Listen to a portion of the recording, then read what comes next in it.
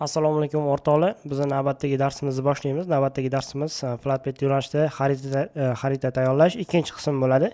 Hop, buning uchun o'yinimiz ichiga kira olamiz. O'tgan galgi xaritamizni joyidan davom ettirib ketamiz. Esingizda bo'lsa, oldingi xaritamizda siz bilan birgalikda mana shu suvni qo'yishgacha ko'ruvdik.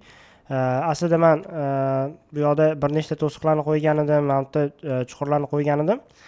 Bu narsalar ABS Studio zaps qilmay qolgan ekan, e'tibor qilmaganman shu narsaga. Shuning uchun birinchi qismni o'sha joyda yakunladim. Endi ana shu kelgan joyimdan sizga davom ettirib qo'yaman. Shu joyda ham bitta ikkita narsani ko'rsatib o'tib ketaman. Mana bu qanaqadir yozuvlar ko'rinib turibdi. Bu narsani sichqonchani kursorini Ctrl tugmasi bilan birgalikda bosib aylantiradigan bo'lsangiz, bu narsalar orqaga qarab aylantirsangiz yo'qoladi. Bu narsa nima aslida? Bu mashinalar yoki boshqa obyektlar bo'lganda mana qarang. Shu narsani aylantiraversam, mana suvni belgisi ham yo'qolib qoladi. Keyin men suvni tanlashga qiynalaman. Shunaqa payt mashinalarni ushlashga qiynalsangiz, mana sichqoncha roligini oldingi tomon harakatlantirsangiz, mana shu obyektlar bir-biriga, ya'ni obyektlarni ushlaydigan mana bu belgisi ko'rinib qoladi. Bu narsani o'rtacha me'yorda ushlab yuraverasiz. Xo'p. Endi qarang, lavani men oldin qo'yib qo'yganman. Mana shuni lavani endi sizga o'chirishni o'rgataman. O'chirish nima uchun kerak bo'ladi? Qanaqadir xato qilib qo'ysangiz, o'chirishga to'g'ri keladi. Shuning uchun scan time tray bo'limidan biza lava deb qidiradigan bo'lsak, lava chiqadi, ustiga bossak bizda ushlanadi. Agar shunday bosadigan bo'lsak, bu ushlanmaydi lava. Biza misol uchun lavani joylashuvi biroz boshqacharoq bo'lib qolishi mumkin-da. Misol qayerdir ochilib qolishi mumkin. Mana shu narsani to'g'rilayman desam, men ushlaganim bilan ushlanmaydi. Shu paytda scan tray bo'limidan lava deb qidiramiz. Lavani ustiga bossak, bizda mana shu obyekt ushlanadi. Hop, bu chuqur kovlar, buni qo'yib qo'yamiz. Chuqur kovlashni, qo'yishni bilasiz, shuning uchun qaytarib o'tirmayman. Hop, keyin mana bu flatbed to'siqlarni ikkita nusxasini mana bu joyga olib kelib qo'yganman, kichkinaroq qilib. Chunki bu joydan biz yana bitta qiziqarli bir to'siq yasashimiz kerak. Buning uchun mana shu hududga kelib olaman va bu joyga men bitta to'siq qo'yaman. Bu to'siq qo'yish uchun F11 dan chiqib, escape tugmasi bilan mashina bo'limiga o'tib olaman. Xo'p, mashina bo'limiga o'tganimdan keyin xo'sh, bizda pastroqda baryer to'siqi bo'lishi kerak.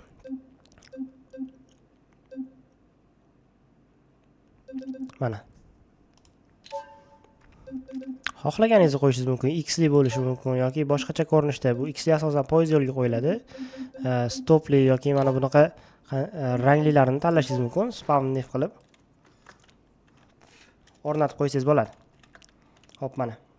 O'rnatganimizdan keyin biroz teparoqqa chiqamiz va buni yo'lga joylashuvini to'g'rilaymiz. To'g'rilashimiz uchun F11 tugmasini bosib, shu yerdan rotationni to'g'rilaymiz mana. Bo'ldi. Demak, bu vazifa bajarildi. Keyingi qiladigan ishimiz, agar bunga bo'ysunmasdan o'tib ketishga qanaqadir urinishlar bo'ladigan bo'lsa, mana bu joyga biz nima qo'yishimiz kerak? To'siq qo'yishimiz kerak yana bir marta. Hop, buni qo'yishimiz uchun yana mashinalar bo'limiga kiramiz va shu joydan boller tanlaymiz. Sizda pastroqda chiqishi mumkin. Men foydalanganim uchun menda hozirda chiqmoqda. Tepada rekomendatsiyada berib turadi. Hop, mana qo'yilgandan keyin yana F11 ni tanlaymiz. Sichqonchani ustiga bossak, mana shunaqa tanlash oynasi chiqadi. 3 ta to'siq qo'yib olamiz bu yoqqa. Mana birinchisini qo'ydim. Ctrl bostirib ikkinchisini ham qo'yaman. Va uchinchisini qo'yaman. E'tibor bersangiz, men Ctrl ushlab turgan holatda, Shift ushlab turgan holatda sichqonchani surganimda bu uchalasi chiqadi.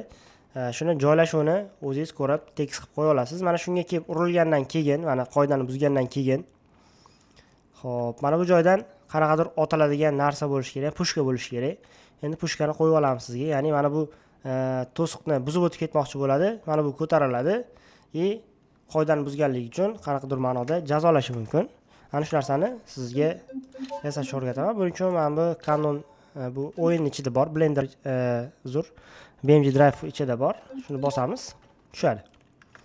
Yana biroz uzoqroq ketib, F11 tugmasini bosib, rotationlarni to'g'rilab olishimiz mumkin, misol uchun, joylashuvini yoki boshqa narsalarni.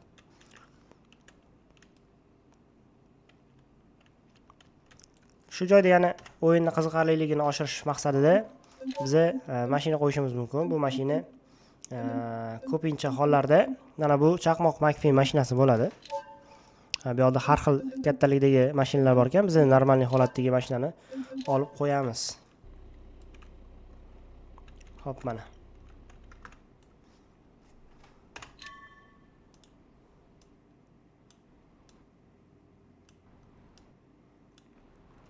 Bu joyda shunaqa narsa bo'ladiki, mana bu chaqmoq McQueen bunga buyruq beradi. O'tib ketganligi uchun ovozini montaj qilib qo'yib yuborsangiz bo'ladi. Xullas, bu shu joyda turib beradi. Hop, keyingi qiladigan ishimiz mana bu joyga qanaqadir o'tib ketmasligi uchun qo'shimcha nimadir to'siq qo'yib qo'yishimiz kerak. Bu narsani ham xohlasak 3D modellarni ichidan qo'ysak bo'ladi yoki xohlasak mana bu BMG Drive ichidagi pastiga to'siqlardan foydalansak bo'ladi. Bularning ichiga nimalar kiradi? Hop, misol uchun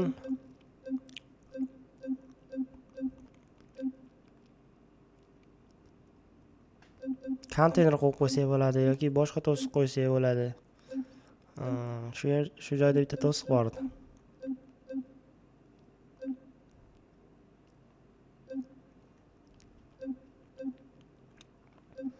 Keling, mana shuni qo'yaylik.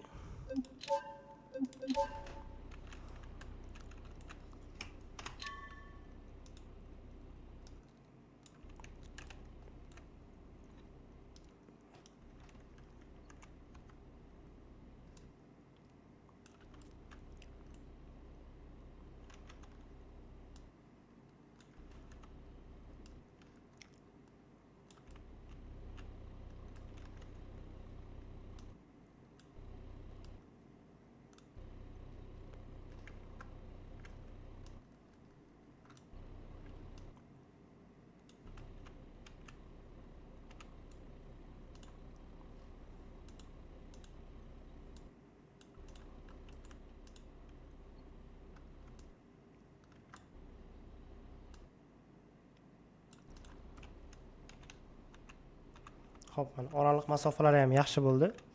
Endi shunchalasini ushlagan holatda yana nusxa ko'chiramiz.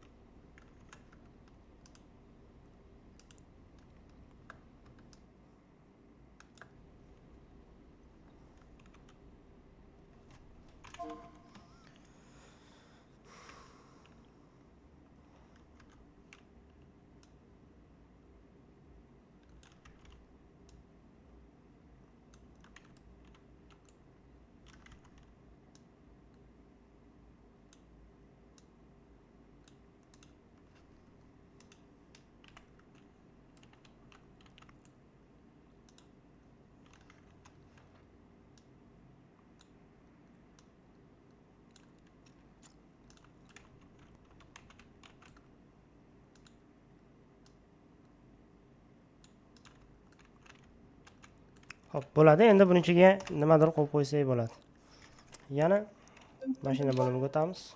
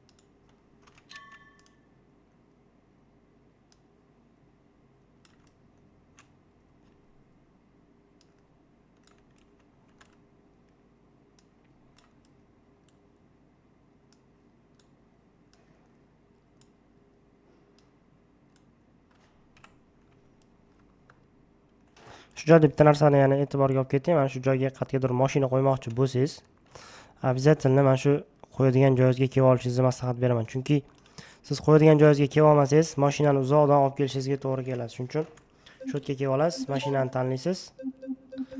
Biz boya sal kichikroq mashina tanlab qo'yman, shuning uchun mana tanlab, biroz kattarog'ini. Hop.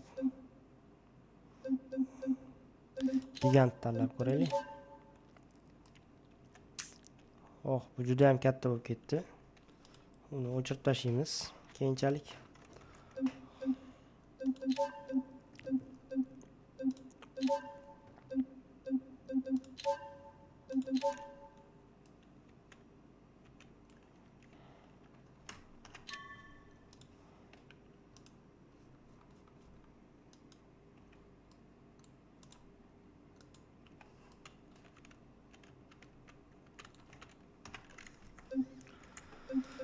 Hop, karta tayyorlash o'zi juda ham qiyin narsalardan biri hisoblanadi. Shuning uchun erinmasdan qo'yishimiz kerak.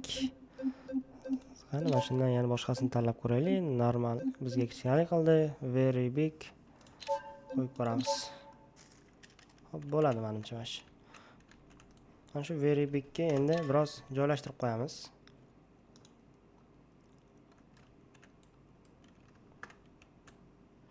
Xohlasak bundan ikkita qo'yib qo'ysak bo'ladi. Sal kattaroqni qo'ysak ham bo'lardi-yu. No.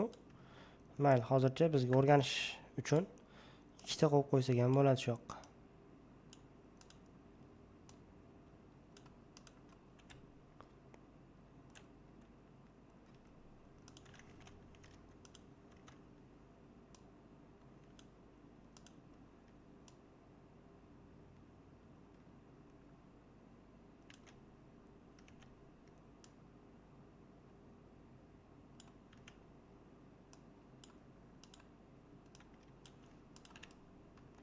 Har tomondan qarab olasiz. Oldinga orqaga chiqib qolishlari bir xil bo'lishi kerak. Bo'ldi. Mana shu joyda bizani xaritamizning birinchi qismi tugadi.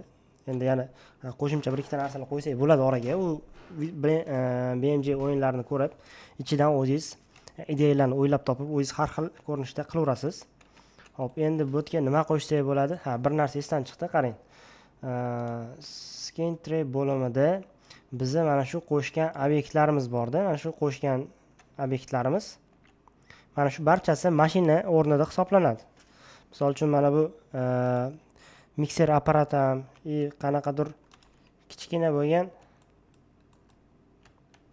mana bu nima deymiz, devorlar deymizmi? O'sha devorlar, mana bu otadigan, to'p otadigan, mana bu ko'tariladigan bollarlar, mana barchasi mashina hisobida turadi-da. Biz chunki mod faylidan yuklaganmiz.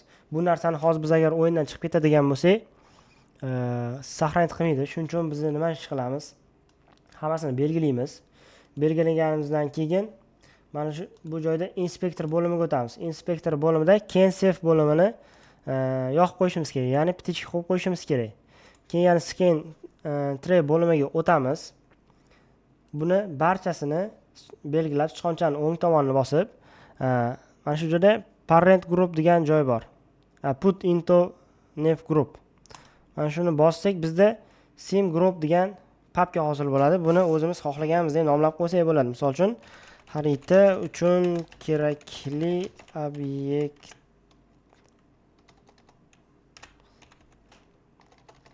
obyektlar. Xo'p, bo'ldi. Endi bu narsani qilganimizdan keyin mana bu spawned vehicle degan papkadan biz tashqariga chiqarib qo'yishimiz kerak. Chunki bu papkani ichida turadigan bo'lsa, o'yinni saqlanib qilsak ham bizda bu narsa saqlanib bo'lib qolmaydi. Shuning uchun mana Ctrl S tugmasini bosamiz, o'yin saqlanib bo'ldi. Bizda yana bitta narsa qolib ketdi. Mana bu joyga flatbed qo'yishimiz kerak. Flatbed ortib ketish kerak. Shuning uchun shu narsani ham qo'yamizda. Keyin keyingi darslarimizga o'tib ketaveramiz. Xo'p, buning uchun F11 dan chiqamiz. Biz mashina tanlashga kiramiz. Endi man mashinasini topishimiz kerak. Agar modlaringiz ko'p bo'ladigan bo'lsa, mana shu joyga shunchaki man deb yozadigan bo'lsangiz, bizga shu kerakli modlarni chiqarib berish kerak. Mana qidiramiz. Bizda man hop topmadi. Mayli, o'zimiz endi topamiz. Ilojimiz yo'q boshqa. Chunki modlar juda ham ko'payib ketdi-da. Hop, mana man mashinasi shu joydan o'zingizga yoqadigan bitta man mashinasini qo'yib olasiz.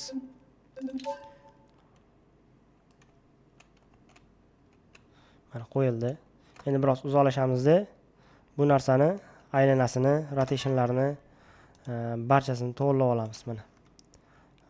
Bu chunki to'g'ri tursa videomiz ham chiroyli chiqadi, ham biz ishimiz osonlashadi. Biroz oldinroq tortamiz va o'rtaga olib kelib qo'yamiz.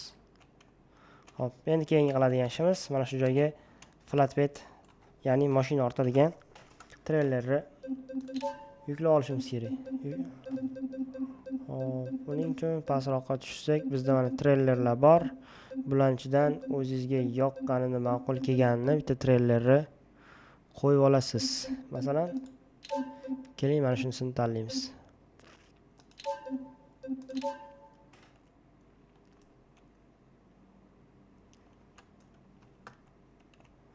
Buni ham keyin o'zingizga ma'qul qilib joylay olasiz.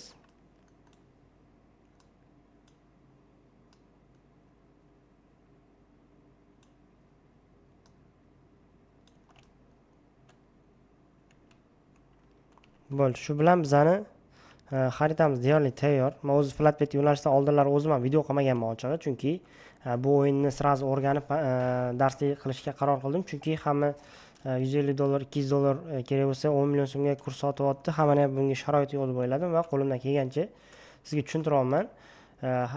Barchasi mana shu tartibda qilinadi. Demak, hammasini saqlanib qilib oldik.